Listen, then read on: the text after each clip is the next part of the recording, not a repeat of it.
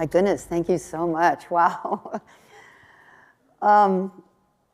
Thank you, John, and thank you, Conscious Capitalism. I just came from this super inspiring board meeting, and I just want to acknowledge Karen Salmon, the CEO, for doing such a spectacular job, not just with the board meeting, but leading this organization for the last year or so. She's amazing. So let's hear it from Karen Salmon.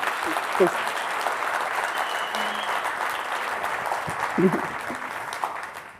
So thank you so much for that beautiful introduction. I call myself a global pro-activist. I call myself a pro-activist because I'm an activist for, not against. And that's kind of my MO. I really respect people who keep up the good fight. For me, my MO is to be standing in the vision, knowing that there's big obstacles in the way, but we don't need to attack them. We can dismantle them and let them die with grace and dignity, because in many cases they've been very, very useful to us. And so I'm one of these people who I consider myself hospicing the death of the old structures and systems who no longer serve us. And when you hospice something, it dies faster and more gracefully, rather than you have to kill it, while we midwife the birth of the new structures and systems that will serve the world we want. And I think conscious capitalism is that. Today I really got capitalism. I'm not someone who really, you wouldn't look at me and say, she's a capitalist. But where's John Mackey? Are you here? He enrolled me today. I want to bring more capitalism to the NGO sector, the nonprofit sector. I don't call it nonprofit, I call it the social profit sector, because we're not just generating a social profit, and we really are very profitable as social profiteers, but we're also social prophets standing in the future, PROPHET, working from that vision into the present. So I just loved what you said today, John, and I've never really gotten that before, so I want to thank you. And you were just awesome. So anyway, I'm going to get to what I'm supposed to say here. I got to watch the clock. So I was trying to think what would be helpful, useful, powerful, and I have this in because I always cry, and if you cry too, please join me if I do that. It's very validating when other people cry when I'm crying. But let me just say that at some time ago, I realized given that I'm sort of located in the what's often called the NGO community, I call it the social profit community, and sometimes there are angry activists fighting, being angry, and especially with business, especially with big companies. And I made a commitment at a conference a little bit like this a few years ago that Raj will remember, I hope, where I stood there and my tears flowing down my face, and I said, I'm going to defang business for the activist community, and I'm going to defang the business community for the activists, and we're going to start working together instead of fighting each other. That's what I'm going to do that. And I feel like conscious capitalism is really that, allowing whatever path you take to elevate humanity. It's your path. God bless you. Go for it. Bring your heart and soul into it and allow it to flourish.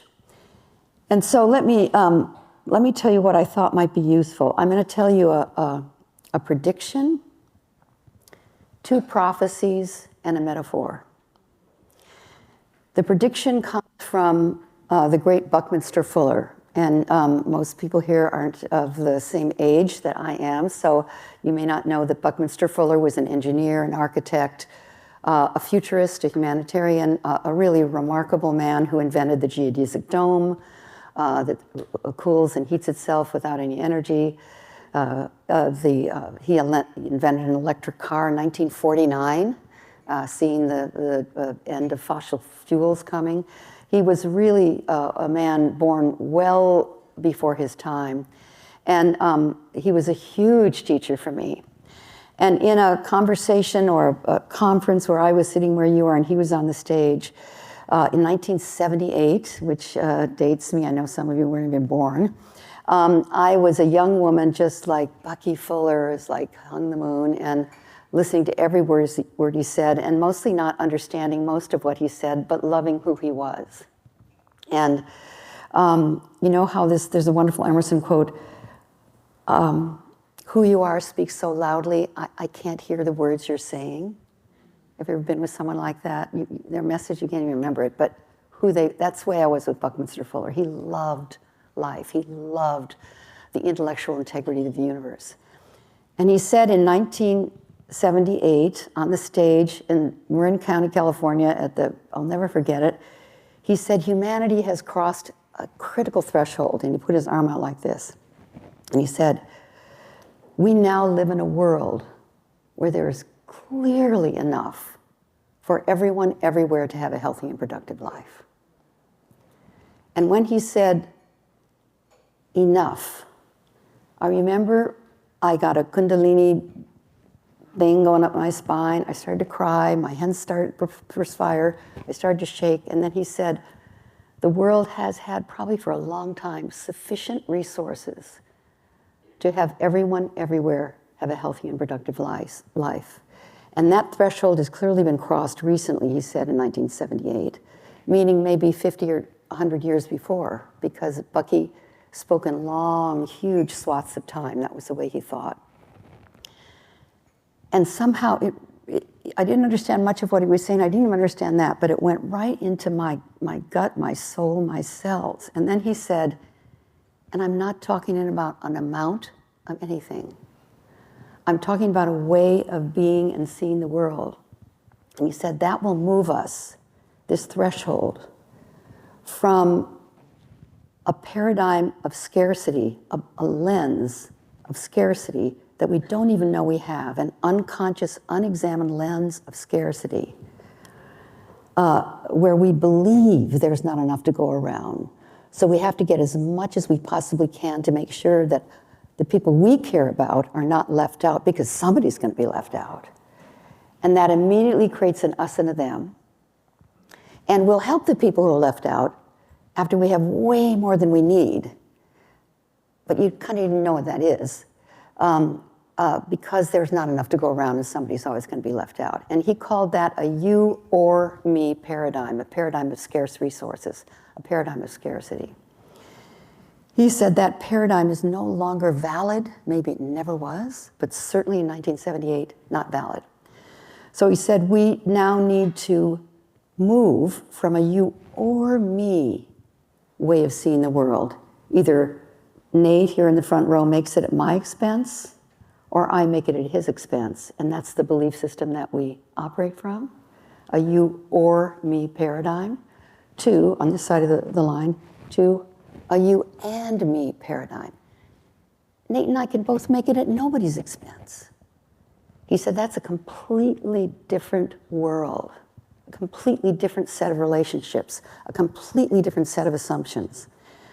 But he said, and this is the prediction part, we will not realize that, he said, for probably 50 years.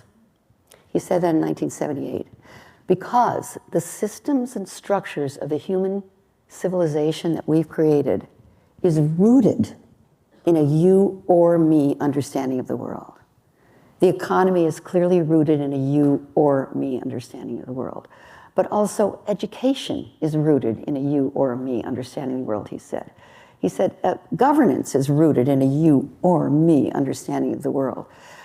He listed all the great institutions of humankind. He said, we live inside of those institutions. So to shift will be very difficult, he said. And then he said, even religion is rooted in a you or me understanding of the world. He said it'll take about 50 years for us to realize that those institutions are rooted in something that's no longer valid. And they will start to disintegrate before our very eyes. They will start falling apart. they will start becoming so dysfunction that we almost can't even fix them, and will lead to resource everything from a you and me understanding of the world, a paradigm of profound sufficiency, profound enoughness. And then he once again said, I'm not talking about an amount. So I leave you, that's the prediction. Okay, now the prophecies, 2 prophecies. I'm very, very, very blessed to work with Indigenous people. I have been, for 25 years, I worked on ending world hunger with the Hunger Project. I learned so much. I worked with Mother Teresa. I sat at her feet. I learned so much in that world. And for the last 28 years, so figure out I'm 107, I've been working with the indigenous people of the Amazon rainforest in a particular location at the base of the Andes, which has been termed by them as the sacred headwaters of the entire Amazon system. And the Andes are very dynamic mountains in South America. This is in Ecuador and Peru, Colombia, that region on the western side of the continent, if you can picture the South American continent. And the mountains there are volcanic. Many of them are active volcanoes. So the waters that come out of those glaciers are filled with energy, very dynamic. And it over the glacial periods has forged, the water has forged the huge Amazon rainforest river system, which is larger than the United States. It's gigantic. It straddles 9 countries. And the indigenous people who are the stewards of what's called the sacred headwaters, which is about 100 million acres at the base of the Andes, is where I was called in a very mystical way to work with them. So my husband Bill and I and another friend, John Perkins, we founded the Pachamama Alliance. And Pachamama means Mother Earth. It's an alliance between 30 indigenous nations and conscious, committed people in the modern world like all of you for the ultimate sustainability of life. Because the Amazon rainforest is the source of our climate system, and the sacred headwaters is the source of the Amazon rainforest. So we were called, or I was called, to the source of the source, I believe.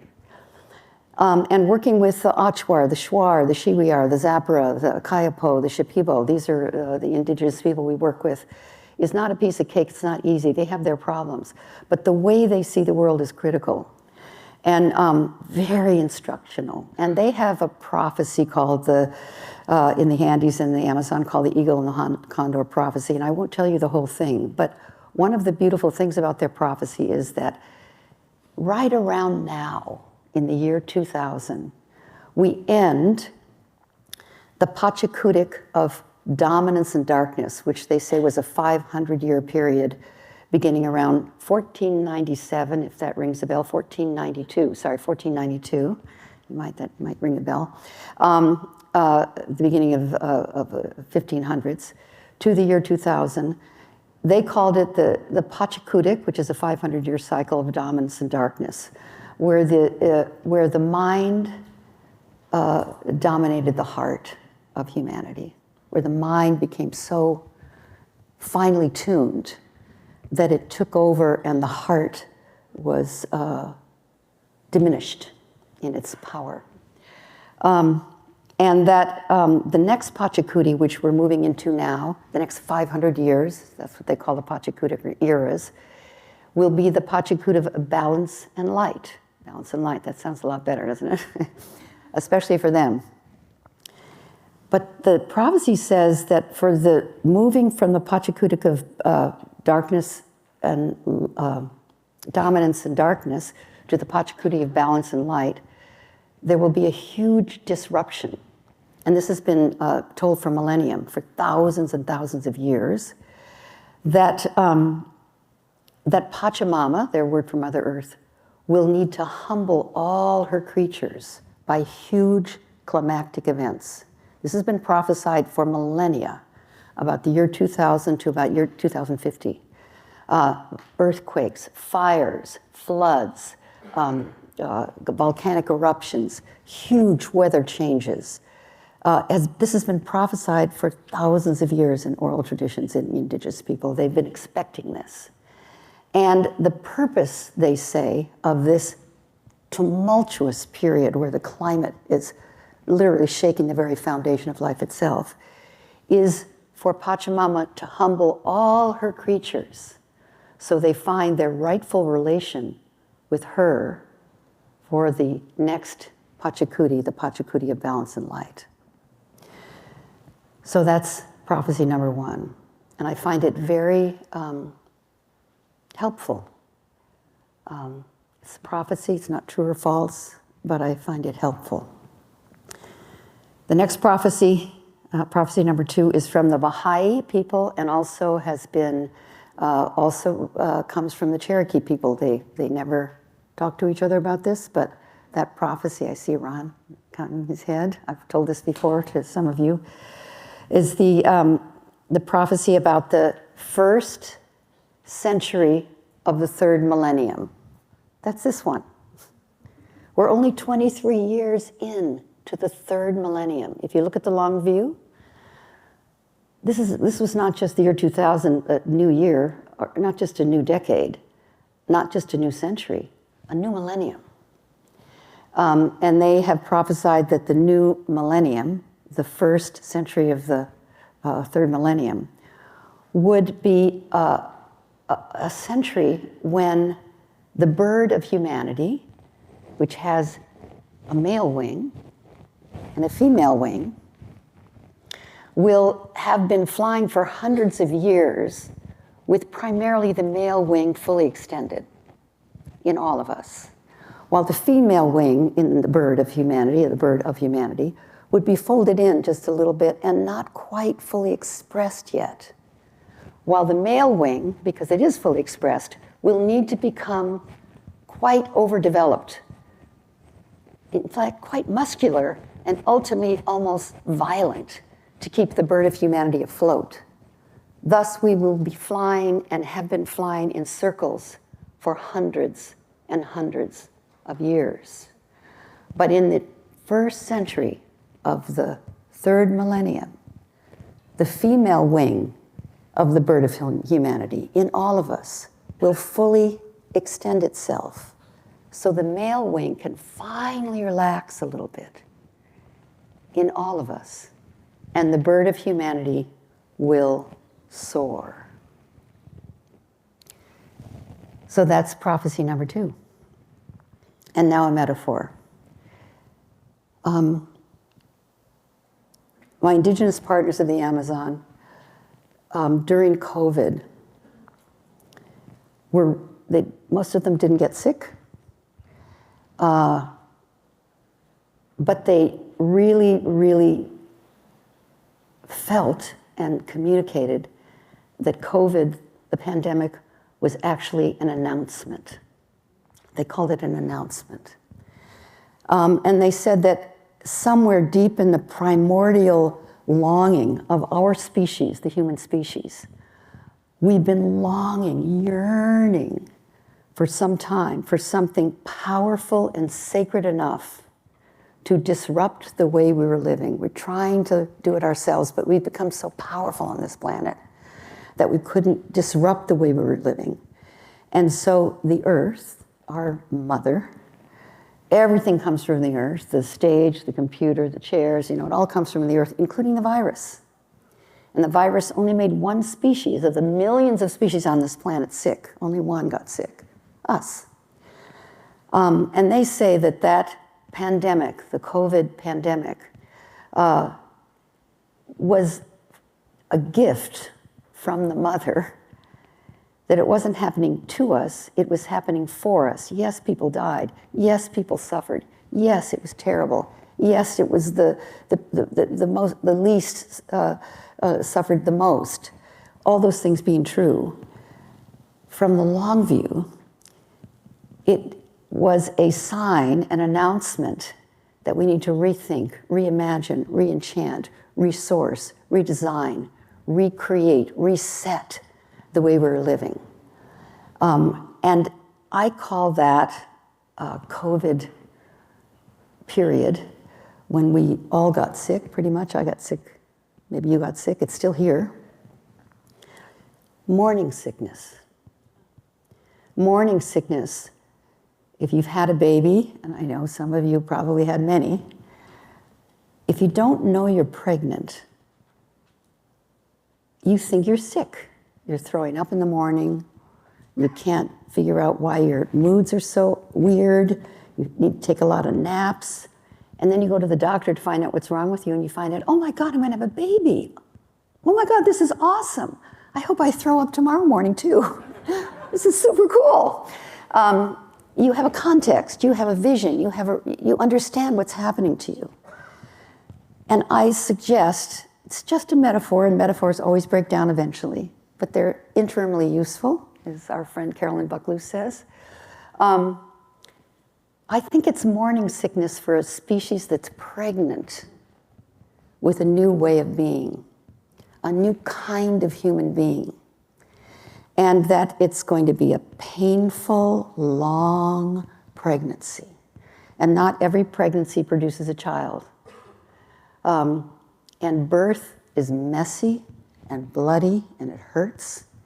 But the more it hurts for those of us who've had children, I remember when I was in labor, the more it hurts, the closer you are to having a baby, to giving life.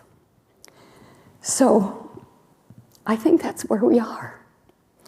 You know, anthropologists say that the Holocene was 12,000 years, and it ended right around 1970. The Holocene's an anthropological period, an ecological period where the world and all ecosystems flourished and sustained all forms of life. Right around 1960, 1970, the scientists say we began to move into what's now called the Anthropocene. The Anthropocene is a new era, never been here before. The Anthropocene is an era when one species, ours, is so powerful, so dominant, that we actually have a role that we're now playing in evolution. So we are co-evolutionary beings on this planet. And if you think about what that means, that is a huge responsibility, a profound accountability that we have not even begun to face, not even begun to face. So I work on the climate crisis with our Indigenous partners and with other people. And the climate crisis is not just about carbon and how many parts per million. The climate crisis is a crisis in the climate of thinking of our species. It's an inner climate crisis and an exterior climate crisis. It's a mirror of where we've lost our way, lost our soul, lost our capacity to take deep and profound responsibility for who we are on this planet and the role we now have to play, which sounds a little scary, the Anthropocene, if you look it up and read about it, but it also ennobles us. It gives us the opportunity to live the most meaningful lives any generation of humankind has ever lived, because the choices you and I make in our companies, in our lives, in our consumptive patterns, in the way we relate to each other, will impact the future of life for at least 1,000 years. And if that doesn't give you pause to really think about how you're living, the choices you're making, then I invite you to consider that you're here now, this epic time in history where crises are everywhere, and you're here. Just like, why are you here in this room that John did so beautifully? Why are you here on this planet now?